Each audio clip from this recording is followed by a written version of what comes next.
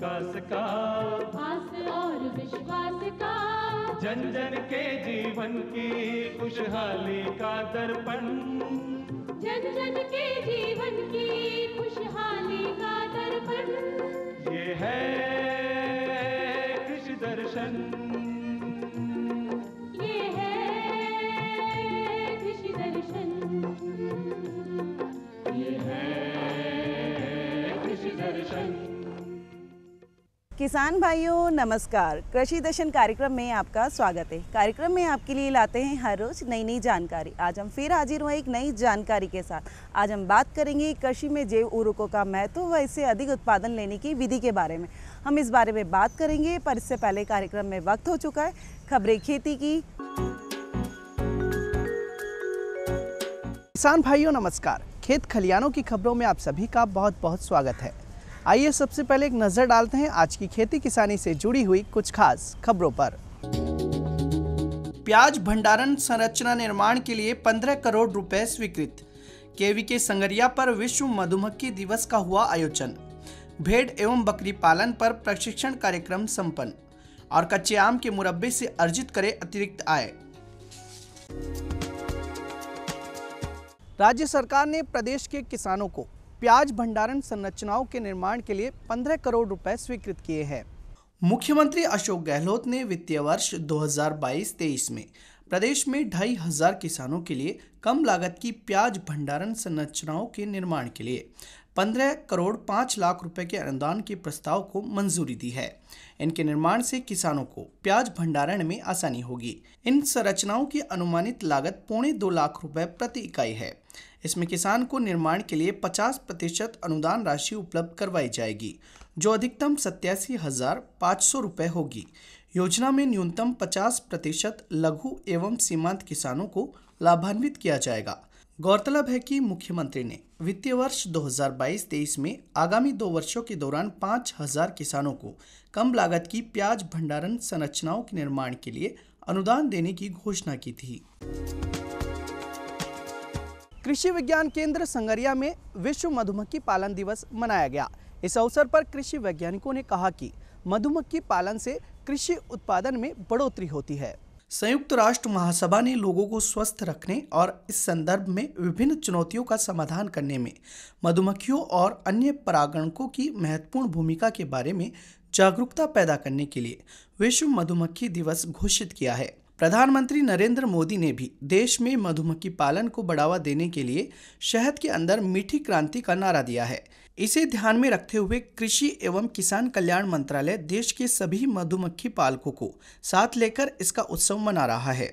इसी क्रम में कृषि विज्ञान केंद्र संगरिया में विश्व मधुमक्खी दिवस मनाया गया, जिसमें केंद्र के वरिष्ठ वैज्ञानिक एवं अध्यक्ष डॉक्टर अनूप कुमार ने बताया कि किसान अपना कृषि उत्पादन बढ़ाने के साथ साथ मधुमक्खी पालन कर शहद का उपयोग कर स्वास्थ्य में सुधार के साथ ही आय में वृद्धि कर सकते हैं। उन्होंने कहा कि शहद का उत्पादन एक प्राकृतिक व्यवस्था है, शहद को बनाया नहीं जा सकता। इसे बनाने के लिए एक अनोखा मधुमक्खियों का कुनबा बनाया जाता है, जिसका उत्पाद सदियों तक खराब नहीं होता। केंद्र के कीट वैज्ञानिक डॉक्टर उमेश कुमार ने शहद, पराग, मौन विष के बारे में जानकारी देते हुए किसानों को मधुमक्खी के जीवन चक्र, श्रम विभाजन, माइग्रेशन, पोषण व्यवस्था, स्वाम रोकना, कीट रोग प्रबंधन आदि की जानकारी दी। कार्यक्रम में 55 किसानों ने भाग लिया। आर्य परियोजना के तहत कृषि विज्ञान केंद्र गुड़ामालानी में भेड़ एवं बकरी पालन पर प्रशिक्षण शिविर का आयोजन किया गया। कृषि विज्ञान केंद्र गुड़ामालानी में बकरी और भेड़ पालन प्रशिक्षण का शुभारंभ किया गया। आर्य परियोजना के तहत इस 7 दिवसीय भेड़ और बकरी पालन प्रशिक्षण कार्यक्रम के मुख्य अतिथि प्रधान वैज्ञानिक डॉक्टर मोहर सिंह मीणा ने युवाओं को संबोधित किया। उन्होंने कहा कि बकरी पालन प्रारंभिक एवं पौराणिक समय से ही पशुपालन का अभिन्न अंग रहा है। अन्य बड़े पशुओं की अपेक्षा ये आर्थिक रूप से बहुत ही लाभप्रद व्यवसाय है। सभी युवाओं को इस प्रकार का वैज्ञानिक ढंग से प्रशिक्षण प्राप्त कर बकरी पालन व्यवसाय को एक बिजनेस मॉडल व्यवसाय बनाना चाहिए, जिससे अन्य युवा भी इससे प्रेरित हो। वरिष्ठ वैज्ञानिक एवं अध्यक्ष डॉक्टर प्रदीप प्रगारिया ने कहा कि बाड़मेर जिले में भेड़ों एवं बकरियों की जनसंख्या करीब 42 लाख है, परंतु ये अभी आशा के अनुरूप व्यवसाय का रूप नहीं ले सका है। इसलिए केवीके द्वारा छोटे एवं सीमांत किसानों तथा सामाजिक एवं आर्थिक रूप से पिछड़े लोगों की आय बढ़ाने के लिए इस प्रकार के प्रशिक्षण जरूरी है। प्रशिक्षण प्रभारी डॉक्टर रावता राम भाकर ने बताया कि प्रशिक्षण में 30 युवा प्रतिभागियों ने भाग लिया। भरतपुर में ग्रामीण कृषि उद्यमिता विकास योजना के तहत विद्यार्थियों को कच्चे आम का मूल्य संवर्धन कर मुरब्बा बनाना सिखाया गया। भरतपुर कृषि महाविद्यालय कुम्हेर पर ग्रामीण उद्यमिता कृषि विकास योजना के तहत विद्यार्थियों को डॉक्टर श्वेता सिंह के नेतृत्व में कच्चे आम का मुरब्बा बनाना सिखाया गया। महाविद्यालय के डीन डॉक्टर उदयभान सिंह ने बताया कि बाजार में कच्चा आम बहुतायत में उपलब्ध है, अतः इस समय मूल्य संवर्धन के लिए आम उत्पादक किसान और गृहिणियों को आम का मुरब्बा तैयार करना चाहिए। आम का मुरब्बा बनाना बहुत सरल है। उदाहरण के तौर पर 1 किलोग्राम कच्चे आमों का छिलका उतारकर मोटे टुकड़े बना ले तथा गुठली अलग कर ले। आम के टुकड़ों को मुलायम होने तक पानी में उबाले। मुलायम टुकड़ों को आधा किलो चीनी में लपेट कर रख दे। इसके बाद चीनी के साथ दोबारा 15 से 20 मिनट तक उबाले। इस दौरान फ्लेवर के लिए छोटी इलायची तथा दालचीनी भी थोड़ी मात्रा में मिला दें। अब तैयार मुरब्बे को साफ कांच की बोतलों में भरकर रख दें। इस तरह तैयार मुरब्बे से ऑफ सीजन में भी आम का स्वाद लिया जा सकता है। इस तरह आम गृहिणियां युवा कच्चे आम का मुरब्बा तैयार कर अतिरिक्त आय अर्जित कर सकते हैं। किसान भाइयों, खबरें खेती की में आज इतना ही। आप देखते रहिए कृषि दर्शन। नमस्कार।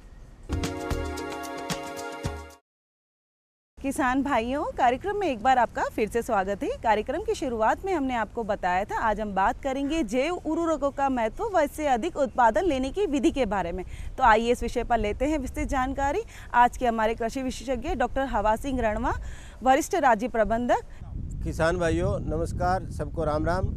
जैव उर्वरक का जो है हमारे संतुलित उर्वरक कार्यक्रम में किसान भाइयों बहुत महत्वपूर्ण योगदान है, क्योंकि लगातार हम रासायनिक उर्वरक जो प्रयोग कर रहे हैं उसमें कुछ मात्रा में जो है जैव उर्वरकों का प्रयोग भी बहुत आवश्यक है। जैव उर्वरक जो है सूक्ष्म जीव, ये प्राकृतिक उर्वरक है और इसका जो है हमारे उत्पादन में और हमारे उत्पादन की गुणवत्ता में और हमारे किसान भाइयों को अधिक आर्थिक लाभ कमाने में बहुत महत्वपूर्ण योगदान है। जैव उर्वरक जो है हमारे देश में सन 1956 में जो है वो शुरुआत हुई थी और उसके बाद लगातार जो है हमारे साइंसदानों और वैज्ञानिकों के महत्वपूर्ण योगदान से आज जैव उर्वरक जो है ठोस मात्रा में पहले उपलब्ध था, अभी हमारा जो है तरल जैव उर्वरक भी उपलब्ध है। जैव उर्वरक जो है एक प्राकृतिक खाद है जो हमारे जो नाइट्रोजन फिक्स करने के लिए, पोटास पौधों को उपलब्ध कराने के लिए और फास्फोरस जो है अघुलनशील अवस्था में जो हमारे ज़मीन में है उसको घुलनशील अवस्था में परिवर्तित करके और पौधे को जो है उपलब्ध होती है और जिससे हमारी जो है उत्पादन बढ़ता है और उत्पादन की गुणवत्ता बढ़ती है। किसान भाइयों, जैसा कि हमारे माननीय प्रधानमंत्री महोदय ने हमारे किसान भाइयों की आय दोगुनी करने के कार्यक्रम को लगातार जो है बढ़ावा दिया जा रहा है और उसी कड़ी के अंदर जो है ये उत्पादन बढ़ाने में जैव उर्वरकों का बहुत बड़ा योगदान है, क्योंकि लगातार हम रासायनिक उर्वरकों के प्रयोग से, अंधाधुंध प्रयोग से जिसकी आवश्यकता नहीं है उसको हम लगातार प्रयोग कर रहे हैं और ये नाइट्रोजन, फास्फोरस, पोटास जो है अघुलनशील अवस्था में हमारी ज़मीन में जो है पर्याप्त मात्रा में उपलब्ध है, लेकिन उसको उस दशा में परिवर्तित नहीं करने के जो पौधों को आवश्यक है उस रूप में परिवर्तित नहीं हो पा रहा है। उसको परिवर्तित करने के लिए ही जैव उर्वरक का प्रयोग जो है लगातार आवश्यक है। इसमें इसको 4 भागों में हम बांट सकते हैं। तो नाइट्रोजन स्थिरीकरण बैक्टीरिया होते हैं, फास्फोरस स्थिरीकरण, पोटास और इसके अलावा जो है जिंक, पोटास, इन सभी के स्थिरीकरण के लिए जो है लगातार इनका प्रयोग आवश्यक है। नाइट्रोजन फिक्सिंग बैक्टीरिया जो है हमारी जो अनाज वाली फसलें हैं उनमें प्रयोग किया जाता है और जो दाल वाली जो फसलें हैं उनके लिए हमारे पास राइजोबियम के रूप में उपलब्ध है। इसी तरह पोटास और फास्फोरस जो है उनके लिए जो है फास्फोरस घुलनशील जो बैक्टीरिया है जिसको हम पीएसबी बोलते हैं, जो कि बाज़ार में पर्याप्त मात्रा में उपलब्ध है, उसका हम लगातार प्रयोग कर सकते हैं।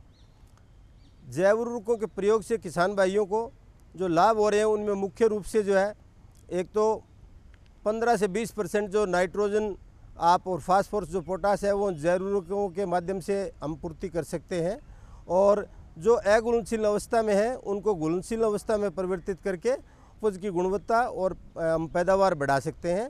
और ये प्राकृतिक सूक्ष्म जीवी हैं, जिससे जो है केमिकल जो हम लगातार जो है रासायनिक खाद्य प्रयोग कर रहे हैं, उनका जो दुष्प्रभाव है, जो हमारा वातावरण प्रदूषित हो रहा है, उसको भी वातावरण को भी शुद्ध करने में भी बड़ा योगदान है।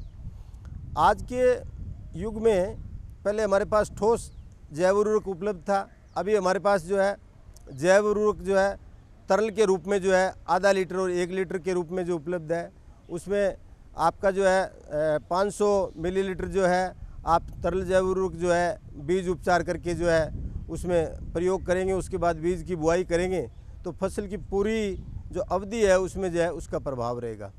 इसी प्रकार जो है आपके जिंक जो है आज के समय में हमारे किसान भाइयों को लगातार फसलें लेने से जिंक की भी हमारे भूमि में कमी हो गई है। तो जिंक जो है उसके लिए जिंक सोल्यूबलाइजिंग बैक्टीरिया जो है हमारे पास उपलब्ध है, जिसको 500 मिलीलीटर जो है आप 1 बीघे या 1 एकड़ के उसमें बीज में मिला करके आप बुआई कर सकते हैं। और कुछ फसलें हमारी ऐसे हैं जिनका हम पौधारोपण करते हैं, कुछ सब्जियां हैं और कुछ ऐसे पौधे हैं जिनकी हम पहले नर्सरी तैयार करते हैं, उसके बाद जो हम पौध जो है दूसरी जगह स्थानांतरित करके उत्पादन लेते हैं। जैसे आपके फूल गोभी है, आपका इसी तरह गन्ना है, इसी तरह आप जो है टमाटर है, इन पौधों को आप जो है पहले नर्सरी तैयार करते हैं, उसके बाद में जो है लगभग 100 मिलीलीटर पानी लेकर के उसमें 500 ml जो है लिक्विड बायो फर्टिलाइज़र तरल जैव उर्वरक जो है मिला करके और उन पौध को जो है अपने एक डंठल के रूप में और जो है अपने उसमें 10-15 मिनट तक भिगो कर रखेंगे, तो हमारा जो सूक्ष्म जीवी है वो उसमें जो है उसका प्रभाव आएगा और पूरी फसल में जो है उसके उत्पादन की गुणवत्ता में और उसके जो है अच्छी वृद्धि में और सहायक सिद्ध होंगे। इसी तरह कुछ कंद वाली फसलें हैं, जैसे आपका गन्ना है, आपका अरबी है, आपका आलू है, इनके हम कंद को भी इससे जो है उपचारित कर सकते हैं। और 200 से 500 मिलीलीटर जो है अपने लिक्विड बायो फर्टिलाइज़र 15 से 20 लीटर पानी के अंदर मिला करके और हमारे जो भी जैसे गन्ने के टुकड़े हैं, हमारे अरबी है, आलू है, उसके अंदर जो है हम उसको भिगो करके रखेंगे और उसके बाद जो है हम उसको खेत में लगाएंगे, तो निश्चित रूप से उसका प्रभाव जो है हमारे पूरी फसल पर रहेगा और हमारी जो फसल आएगी वो उसकी गुणवत्ता, क्योंकि आज के समय में उत्पादन बहुत अच्छा हो रहा है। जैसे हमारे देश में हरित क्रांति के बाद में गेहूं का उत्पादन बहुत बढ़ा, लेकिन हमारे जो गेहूं के उत्पादन की जो गुणवत्ता है उसमें जो काफ़ी कमी आई। आज के समय में गुणवत्ता उत्पाद की ज़्यादा आवश्यकता है। पहले देश में अनाज की कमी थी, लेकिन अभी जो है उच्च गुणवत्ता का उत्पादन, अच्छी गुणवत्ता की ऑर्गेनिक सब्जियों का, इन सभी चीज़ों की आवश्यकता है। तो इनमें जो है जैव उर्वरक जो है उसका बहुत महत्वपूर्ण योगदान है।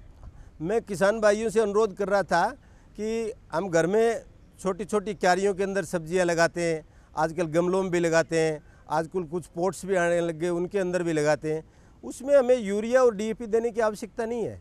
इसमें हम जो है आधा लीटर या 1 लीटर जो है तरल जैव उर्वरक की जो है बोतल ले करके और उसको अपने जो है उसमें बूंद बूंद सिंचाई पत्ती है उसके अंदर भी यूज काम में ले सकते हैं।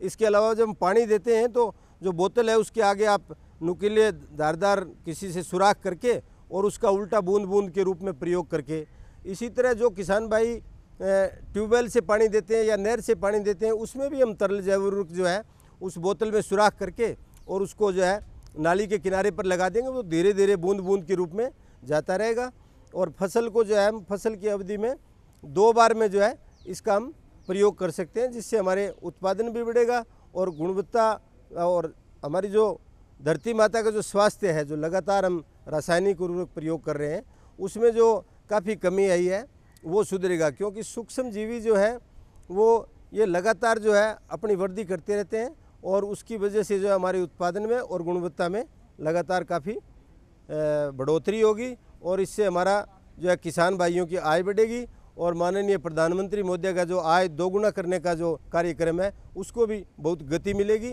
और उसकी वजह से हमारा किसान समृद्ध और आर्थिक रूप से जो है मजबूत होगा। देखिए किसान भाइयों, लगातार हम ये जो रासायनिक उर्वरकों का प्रयोग कर रहे हैं उससे हमारे जो सूक्ष्म जीवी हैं वो जो किसान के मित्र कीट हैं, जो किसान को फसल की पैदावार बढ़ाते हैं, वो काफ़ी जो है ख़त्म हो चुके हैं और मर चुके हैं रासायनिक उर्वरकों के प्रयोग से। उसमें जो है हमारा पानी जो ग्रहण करने की क्षमता है ज़मीन की बढ़ती है, और इसके साथ साथ जो नाइट्रोजन, फास्फोरस, पोटास जो हमारा अघुलनशील अवस्था में जो हमारी ज़मीन में पड़ा है, वो जो है घुलनशील अवस्था में जैव उर्वरक उसको परिवर्तित करके और जो है पौधा अच्छी तरह से काम में ले सकता है, और इससे हमारा मृदा का स्वास्थ्य जो है वो अच्छा बना रहेगा, और हमारे जो नाइट्रोजन, फास्फोरस, पोटास जो पौधों को आवश्यक रूप में उपलब्ध होने चाहिए वो उचित मात्रा में उपलब्ध होंगे, और हमारी ज़मीन का जो स्वास्थ्य है, जिसमें लगातार फसल लेने से जो गिरावट आई है, उसको हम जो है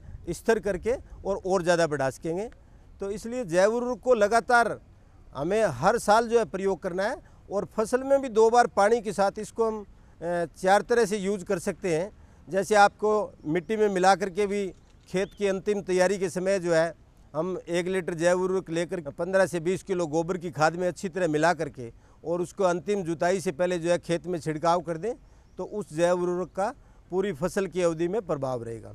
इसी प्रकार जो है मैंने बताया आपको, जैसे हमें गन्ने की बुआई करनी है तो हम पानी के अंदर जो है 15 से 20 लीटर पानी में उसका घोल बना करके और गन्ने को जो है उसको अंदर डिप कर देंगे, और 15 से 20 मिनट तक जो है वो उसका प्रभाव रहेगा, और उसके बाद में जो हम खेत में लगा देंगे। इसी तरह अरबी है, आलू है, इनके कंद को भी अपने जो है वो बीज उपचारित कर सकते हैं, ये कंद को उपचारित कर सकते हैं। नहीं, विभाग का देखिए, पहले हम जो है मैं आपसे किसान भाइयों की जानकारी में ला रहा था कि पहले हम सिर्फ ठोस जैव उर्वरक का उत्पादन करते थे, अभी हम तरल जैव उर्वरक का उत्पादन कर रहे हैं। तो हमारे पास जो है 11 तरह के जो है बैक्टीरियाज हैं, उसमें आप जो है एजोटोबैक्टर भी है, राइजोबियम भी है, और आपका फास्फोरस का भी है, और पोटास का भी है, जिंक का भी है। मतलब लगातार हमारे जो वैज्ञानिक जो है लगातार इसमें शोध कर रहे हैं। हमारे जो है 3-4 जगह इसका उत्पादन हो रहा है, और हमारे राजस्थान में ही नहीं, हम पूरे देश में जो है जैव उर्वरक किसान भाइयों को समय पर उपलब्ध करा रहे हैं, और समय पर मंगवा करके और ग्राम सेवा क्रय विक्रय सहकारी समितियों के माध्यम से और जो है हम जो है उसका किसानों तक पहुंचा रहे हैं। अभी आपने, मैं थोड़ा किसान भाइयों की जानकारी में लाना चाहूँगा, बहुत से किसान भाई हमारा सहकारिता का किसान मेले में आए थे। यहाँ भी हमने एक, हालांकि वो मसाला मेला था, लेकिन यहाँ हमने एक स्टॉल लगाया था क्रिप्को का। उसमें आपको ये जानकर आश्चर्य होगा कि बहुत सी महिलाओं ने जैव उर्वरक खरीदा। हमने पूछा आप इसको क्या काम लेंगे, तो हमारी माताओं बहनों ने बताया कि हम जो है इसको जो घर में जो हमने जो सब्जी लगा रखी है उसके अंदर हम लगातार प्रयोग में लेते रहे, और कई साल से प्रयोग में ले रहे हैं, और उसके बहुत अच्छे परिणाम हैं, और अच्छी गुणवत्ता का सब्जी का उत्पादन हो रहा है। तो इसलिए क्रिप्को जो है लगातार जो आपका ऑर्गेनिक खेती है उसमें आपका कंपोस्ट है, इसके साथ साथ आपका लिक्विड बायो फर्टिलाइज़र है, इसके साथ में सॉलिड बायो फर्टिलाइज़र है, विभिन्न तरह के बीज जो है क्रिप्को उपलब्ध करा रहा है। तो भारत सरकार के कार्यक्रम के अनुसार रासायनिक उर्वरकों के साथ साथ हमारा बहुत बड़ा जो है ऑर्गेनिक जो हमारे उत्पाद हैं उनका भी हम जो है लगातार किसानों को उपलब्ध करा रहे हैं। आज के समय में जो सरकार की जो सोच है वो बड़ी सकारात्मक, और लगातार सरकार का ये ध्यान है कि हमारा जो उत्पादन की गुणवत्ता बढ़े। उत्पादन की गुणवत्ता बढ़ाने के लिए आवश्यक है कि रासायनिक के साथ साथ हम जो है संतुलित उर्वरक प्रयोग करें। जैसे केमिकल आप यूज कर रहे हैं, लेकिन उसके रासायनिक के साथ साथ जो है जो दूसरे उत्पाद हैं हमारे ऑर्गेनिक खेती पर जो है सरकार ने एक बहुत बड़ा जो है विभाग बना रखा है। यहाँ राजस्थान में भी ऑर्गेनिक खेती पर बहुत काम हो रहा है। तो हमारी सरकार जो है हमारे उत्पाद की गुणवत्ता को सुधारने के लिए और उसको बढ़ाने के लिए लगातार जो है ऑर्गेनिक उत्पाद पर, जैसे आपको ये जानकर आश्चर्य होगा कि लगभग 5000 टन जो है कंपोस्ट खाद जो है वो क्रिप्को उपलब्ध करा रहा है सहकारी समितियों के माध्यम से किसानों को। ये सभी जो उत्पाद हम उपलब्ध करा रहे हैं ये हमारे उत्पादन की गुणवत्ता बढ़ाने के लिए, जिससे किसानों को ज़्यादा से ज़्यादा फायदा हो और किसानों आर्थिक रूप से समृद्ध हो। और जो सरकार का, जो हमारे माननीय प्रधानमंत्री महोदय जी का जो लक्ष्य है आय दोगुनी करने का, उसमें इन उत्पादों का, जैव उर्वरकों का बहुत बड़ा उत्पादन में योगदान है। उम्मीद है किसान भाइयों कार्यक्रम में दी गई जानकारी का भरपूर लाभ उठाएंगे। अगर आप हमारे कार्यक्रम में कुछ नया देखना चाहते हैं या कोई सुझाव जो आप हमें देना चाहते हैं तो देर किस बात की, कागज़ और कलम उठाइए और हमारा पता लिखिए। हमारा पता है कार्यक्रम कृषि दर्शन, डीडी राजस्थान, दूरदर्शन केंद्र, जयपुर। हम आपसे फिर मिलेंगे नई जानकारी, नई विषय और नई सोच के साथ। तब तक के लिए दीजिए इजाज़त। नमस्कार।